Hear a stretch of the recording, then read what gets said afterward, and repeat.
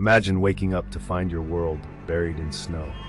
In February 1983, New England faced one of its fiercest blizzards.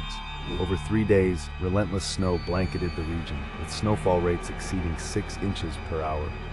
Winds howled at 70 miles per hour, creating whiteout conditions and making it nearly impossible to see.